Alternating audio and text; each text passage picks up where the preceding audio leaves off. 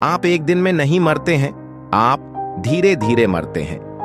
उड़ान के बाहर निकलने से पहले कुछ ऐसी तांत्रिक प्रक्रिया है जिनसे शरीर फिर से जीवित हो सकता है। उनके भीतरी ही कपड़ों को जला दिया जाना चाहिए, वरना वहां तमाम तरह की शक्तियां रहने लगती हैं।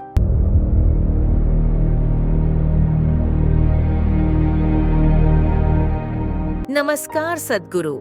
मेरे पिता की मृत्यु के बाद भी मेरे पास उनके कई कपड़े हैं, पर मुझे पता है कि कुछ परंपराओं के हिसाब से मृतक के कपड़े नहीं रखनी चाहिए। मुझे क्या करना चाहिए? आपका जन्मदिन क्या है? 1 अगस्त। आप दिन में पैदा नहीं हुए, हालांकि आपका जन्मदिन है। आपको पैदा होने में 9 साढ़े 9 महीने लगे हैं, है ना? इसी तरह जब आप मरते हैं तो आप एक दिन में नहीं मरते हैं, आप धीरे धीरे मरते हैं। मेडिकल रूप से मृत घोषित होने के बाद भी मृत्यु पूरी तरह से नहीं होती। मुझे लगता है कि हमने इस बारे में बात की है। 5 प्राण धीरे धीरे कदम दर कदम बाहर आते हैं। भौतिक जीवन ऊर्जा, जिसे आमतौर पर प्राण कहते हैं, उसके 5 मूल रूप है। उन्हें कहते हैं प्राण, अपान, व्यान, उदान, समान। मान लीजिए अगर एक डॉक्टर है जो किसी व्यक्ति को किसी पल में मृत घोषित करता है, तो अगले 21 से 24 मिनट में सामान बाहर निकलने लगेगा। यानी शरीर में तापमान बनाए रखने के लिए सामान जिम्मेदार है। सबसे पहले शरीर ठंडा होने लगता है। पारंपरिक रूप से मृत्यु का पता लगाने के लिए नाक को छुआ जाता है। अगर नाक ठंडी हो गई है तो वह समझ जाते हैं कि व्यक्ति मर चुका है। वे दूसरी चीज नहीं देखते, वे सिर्फ नाक को छूकर देखते हैं। नाक ठंडी है यानी व्यक्ति मर चुका है, तो सामान तब बाहर निकलता है 48 से 64 मिनट के बीच प्राण निकल जाता है। उसके बाद 6 से 12 घंटे में उड़ान निकलता है। उड़ान के निकलने से पहले कुछ तांत्रिक प्रक्रियाओं से शरीर फिर से जीवित हो सकता है, पर उड़ान निकलने के बाद एक बहुत सूक्ष्म मौका होता है, पर वह प्रैक्टिकल नहीं है। सिवाय उसके, उड़ान के जाने के बाद शरीर फिर जीवित नहीं हो सकता। अगला है अपान, जो 8 से 18 घंटे के बीच बाहर निकल जाता है। व्यान, जिसकी प्रकृति सुरक्षित रखने की होती है, वह उसके बाद बाहर निकलता है। सामान्य मृत्यु हो तो यह 11 से 14 दिनों तक बाहर आता रहता है। एक दिन शंकर पिल्लई अलमारी में कुछ ढूंढ रहे थे। कुछ देर बाद पत्नी ने आकर पूछा, क्या कर रहे हो? उन्होंने कहा, नहीं कुछ नहीं, मैं कुछ नहीं कर रहा हूं। पत्नी ने कहा, क्या कह रहे हो? कुछ नहीं, मैं पिछले आधे घंटे से देख रही हूं, तुम हमारी शादी का प्रमाण पत्र पढ़ रहे थे। क्या बात है? शंकर पिल्लई बोले, मैं एक्सपायरी डेट ढूंढ रहा हूं।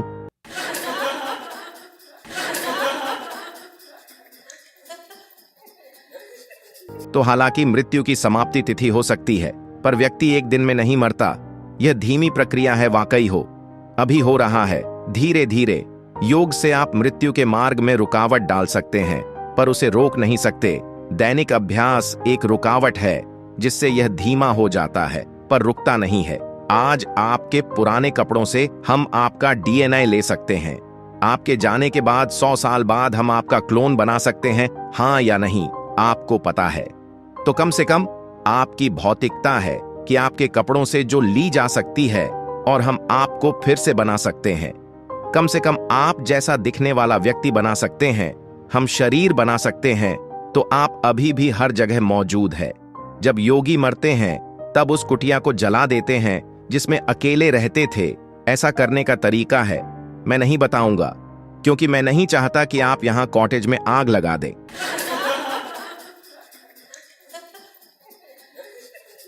तो वह हमेशा उस झोपड़ी को जला देते हैं जिसमें वे रहे हैं, क्योंकि वे नहीं चाहते कि डीएनए का एक भी अणु वहां जीवित रहे। क्योंकि जब एक तरह से आपका शरीर मौजूद होगा, अगर उससे आपका शरीर फिर से बन सकता है, तो जाहिर है कि आपका शरीर मौजूद होता है ना? तो उस व्यक्ति द्वारा छुई गई हर चीज जला दी जाती है, सब साफ किया जाता है। और इसी वजह से यह एक मुख्य कारण है कि आध्यात्मिक पथ पर लोग अपनी भौतिक संपत्ति को इतना कम रखना चाहते हैं। अगर आप एक सन्यासी के कमरे में जाएंगे तो आप देखेंगे 3 जोड़ी कपड़े अच्छे से रखे हुए होंगे, पानी पीने के लिए बस एक बर्तन, खाने के लिए एक थाली, और सोने के लिए सिर्फ एक चादर। एक भी अतिरिक्त वस्तु नहीं, क्योंकि वह संसार की कई चीजों को छूना नहीं चाहता। वह उसे कम से कम रखना चाहता है, क्योंकि उसे पता है कि यदि वह अपने शरीर को चारों ओर फैला देगा तो उसे इकट्ठा करना बहुत कठिन होगा। वह किसी भी तरह के शारीरिक संबंध नहीं बनाता है, क्योंकि वह समझता है कि अगर उसका शरीर यह जानता है कि हर जगह का सांसारिक सामान इकट्ठा करके जाना बहुत मुश्किल होगा। जो लोग आपके शरीर से आए हैं वे भी समय आने पर आपके साथ नहीं जाना चाहेंगे। वे नहीं जाना चाहेंगे, वे कहेंगे मैं आपसे बहुत प्यार करता हूं, लेकिन वे आएंगे नहीं। मृत्यु होने पर वो व्यक्ति जैसा था उस हिसाब से सभी चीजें संभाली जानी चाहिए। आज की दुनिया में जब लोगों ने 3 जन्मों के लिए पर्याप्त कपड़े हैं, 10 जन्मों के लिए पर्याप्त जूते इकट्ठा कर लिए हैं, तो वह सब जला देना सरासर बर्बादी होगी।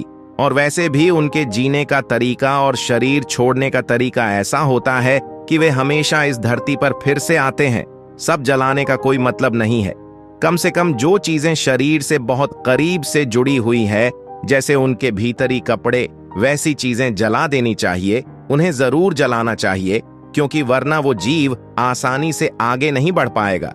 वो समझ नहीं पाएगा, उसे यह समझने का विवेक नहीं होगा कि उसे यहां होना चाहिए या वहां होना चाहिए। वो तय नहीं कर पाता, क्योंकि उसमें निर्णय लेने की क्षमता नहीं होती, विवेक नहीं होता। शरीर छूटने के बाद प्राणी चीजों में फर्क नहीं कर पाता, तो निर्णय नहीं होता, बस प्रवृत्ति होती है। ये बहुत सी चीजें हैं जो शरीर की है, वह उनके पास रहेगा, खासकर पहले कुछ दिनों में है। तो अगर घर में बहुत सारे इस्तेमाल किए गए कपड़े हैं, जो कि पश्चिमी दुनिया में एक समस्या है, क्योंकि कपड़े इस तरह के हैं और समाज के तौर तरीके ऐसे हैं कि हो सकता है कोई 6 महीने वहीं जैकेट बिना धोए पहनता रहे। हाँ, आप उसका इस्तेमाल करते हैं और फिर वही लटका देते हैं, क्योंकि वहां ठंड है और शायद आपको इतना पसीना नहीं आता, इस्तेमाल करके लटका देते हैं।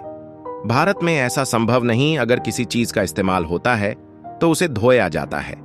कपड़ों की प्रकृति, वातावरण और सामाजिक तौर तरीके ऐसे हैं, पर यह बता रहा है क्योंकि ज्यादातर लोग चीन में बने कपड़े पहन रहे हैं, न कि भारत में बने कपड़े, तो वे ऐसे कपड़ों का उपयोग कर रहे हैं। स्वाभाविक रूप से उनका इस्तेमाल करके उन्हें लटका देते हैं, न कि उन्हें धोते हैं।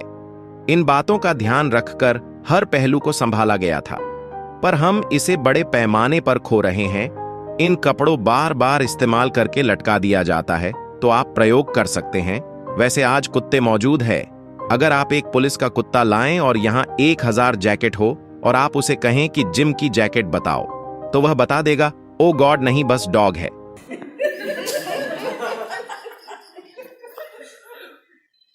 तो जाहिर है आप वहां उस जैकेट में कई तरह से मौजूद है, जिसे एक कुत्ता भी देख सकता है। तो जब किसी व्यक्ति के जाने के बाद भी उसका शरीर कई रूपों में वही होता है, तो कई तरह की ताकतें हैं जो वहां रहने लगती हैं। न केवल उस व्यक्ति की ऊर्जाएं वहां होती हैं, बल्कि दूसरी कई प्रकार की शक्तियां भी। आपका जैकेट एक तरह से खाली शरीर है, और शरीर को खाली छोड़ना ठीक नहीं है। या तो इसे तुरंत धो लीजिए।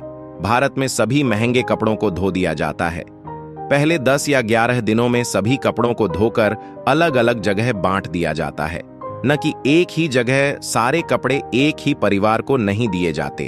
आप यह पक्का करते हैं कि जैकेट यहां जाए, पैंट वहां जाएं, वो वहां और यह वहां जाएं, ताकि सब कुछ इतना फैल जाए कि कोई भी महत्वपूर्ण उपस्थिति ना हो, या फिर शरीर के साथ जो भी कपड़ा गहरा जुड़ाव था उसे जलाते हैं। इनमें से एक काम जरूर करना चाहिए। या तो आपको उन्हें 50 राज्यों में देना चाहिए, ताकि बूढ़ा व्यक्ति भ्रमित न रहे कि कहां जाना है, या आपको उन्हें जला देना चाहिए।